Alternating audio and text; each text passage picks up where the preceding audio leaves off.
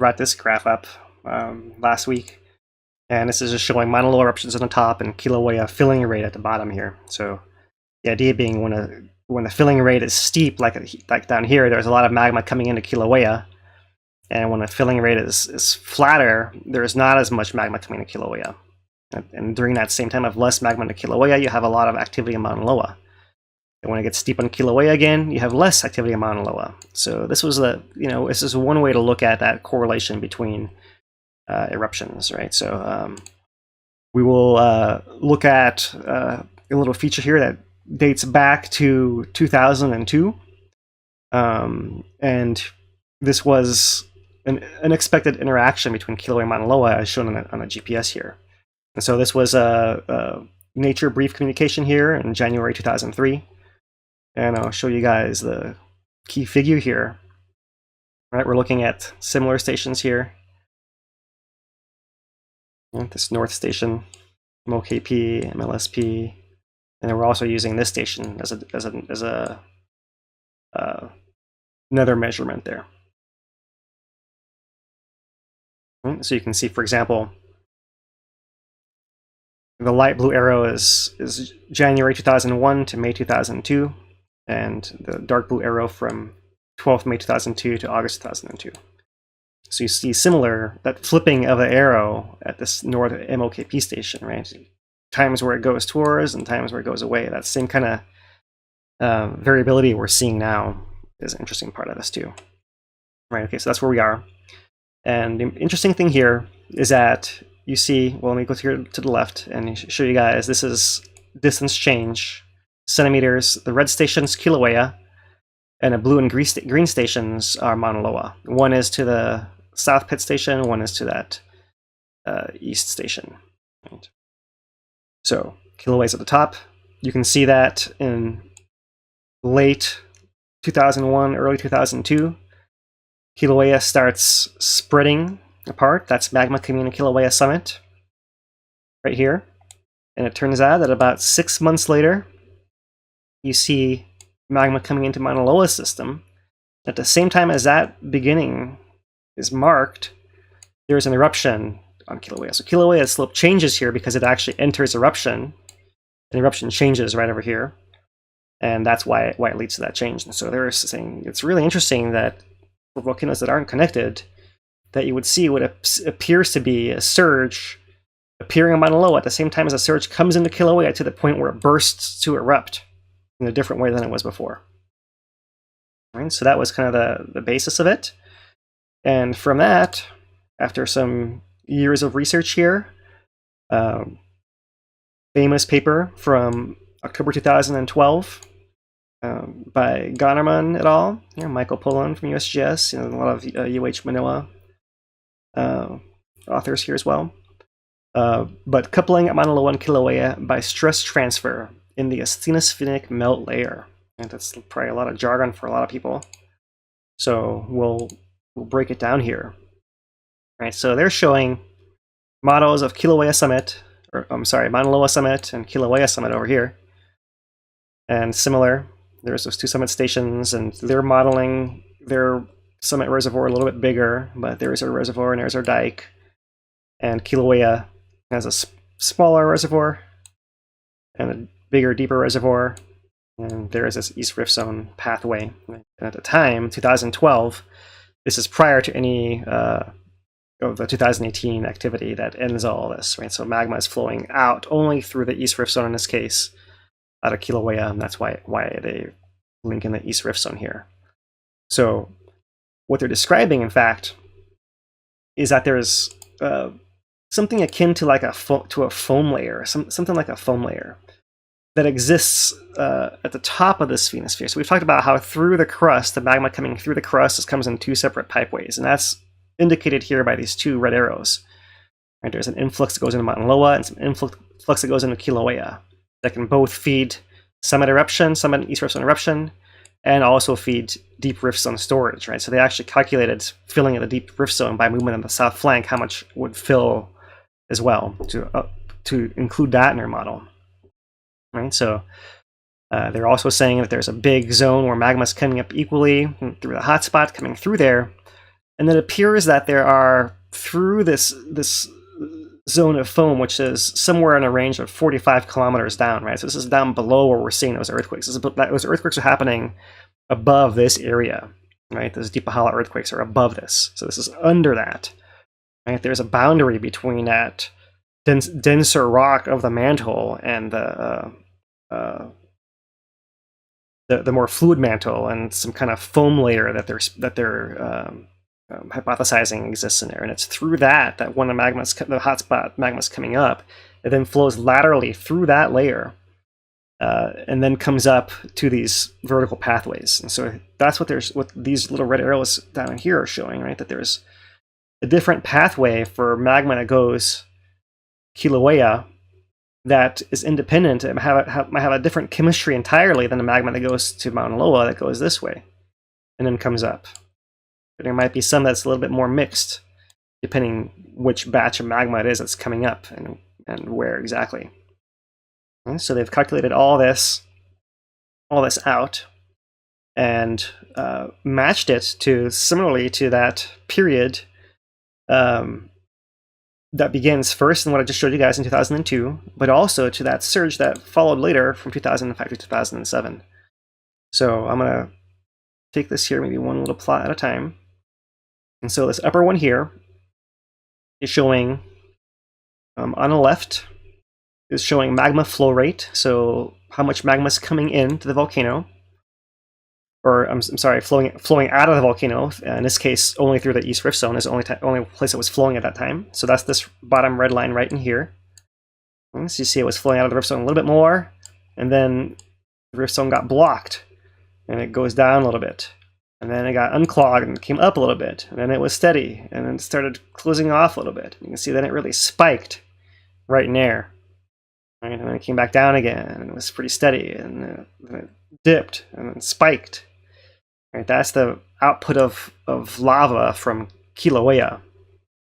Right, that's measured by proxy by SO2 emissions from the East Rift Zone. Right, interesting how that ends up being, once again, the proxy for flow rate is the SO2, and that's why we come back to that here in 2021 as well. Right, so that's the East Rift Zone, and they've modeled here. So these little dark gray circles are summit SO2 emissions, which are related more to the degassing of magma coming straight up into the system before it flows into the rift zone. Right, so that's a better approximation of the input from the hotspot directly, we think, partly because a lot more of the CO2 comes out of Kilauea than Maunaloa as well. So that seems to be some integrated version of both of the volcanoes there. And their model has the surge of magma coming in here right around 2004, where it comes in most quickly and then tailing off through about 2007 before we're back to background levels or so, 2008 or 9. Right, that's the hotspot track, right? The hotspot input right in there. Okay? And the scale of CO2 is over here on the right. That's how they've superimposed it here. Okay, so that's our pulse of magma that came in. And they're saying it didn't come in just to Maunaloa during that time. It came into Maunaloa and Kilauea both. Right? And so that's 2002 to 2007, this whole period in here. And that first thing we're looking at was 2002 earlier, that first article we just saw. So I scroll down here.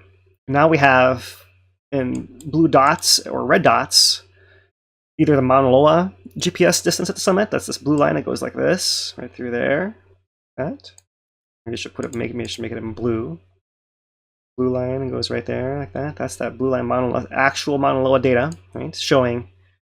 I don't know if I can zoom in anymore, but we actually show here Kilauea in the red, rising up, then flattening out, and rising up as well.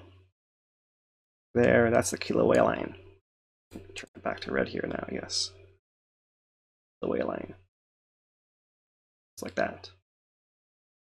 And you also see this other red line and other blue line, that's the model fit to the data. So not quite exact. You see there's a little bit of variation, some imperfections in the model there. but they're approximating the pattern that was seen here, right? Both on Kilauea and Maunaloa. And so one thing that's interesting to point out here, let's skip the bottom one for now.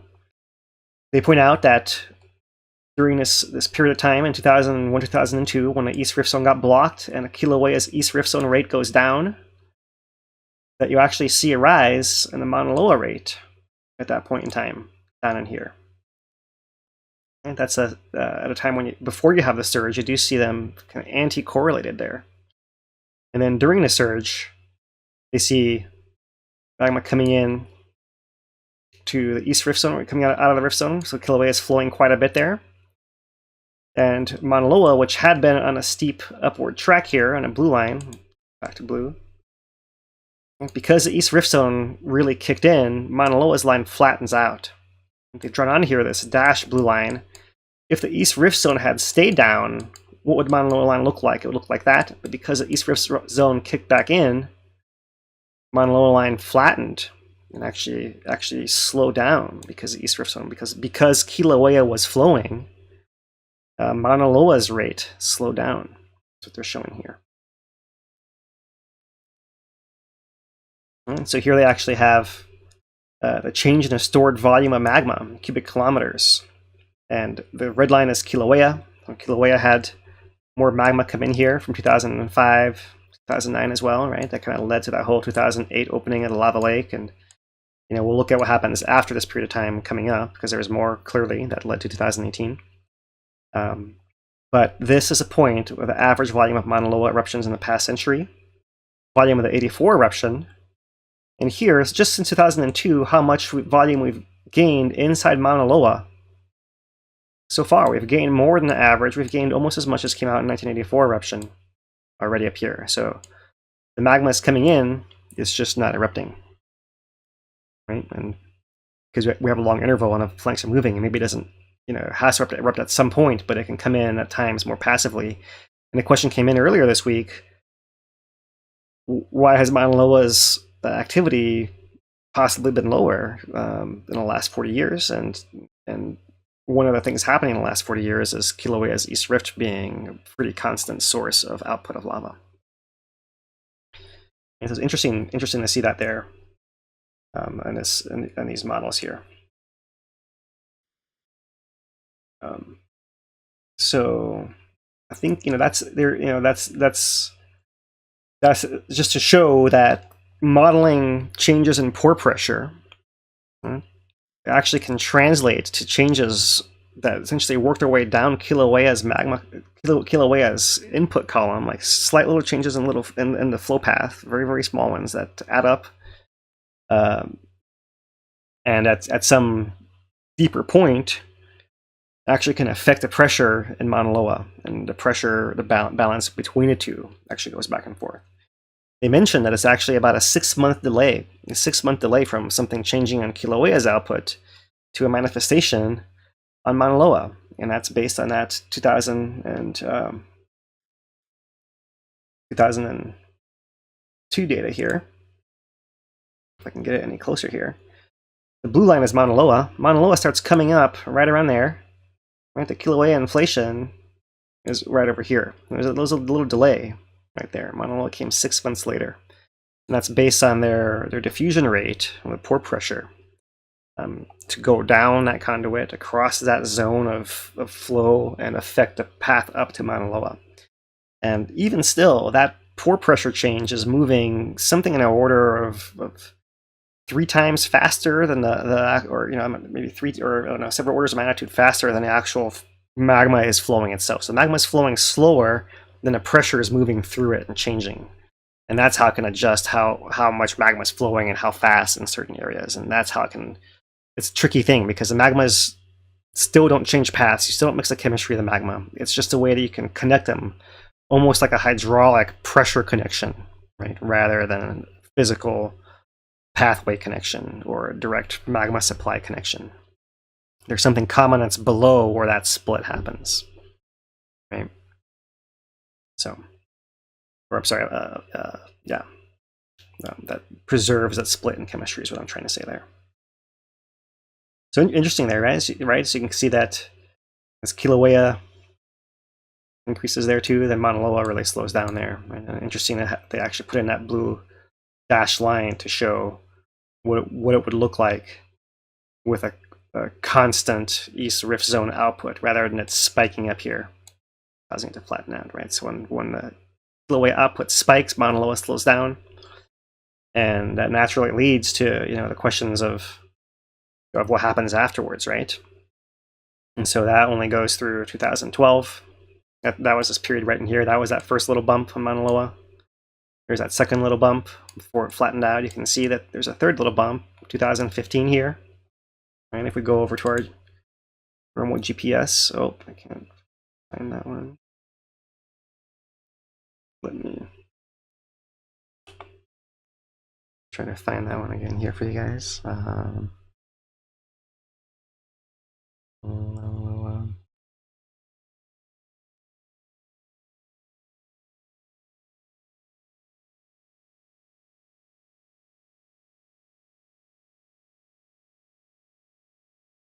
There it is.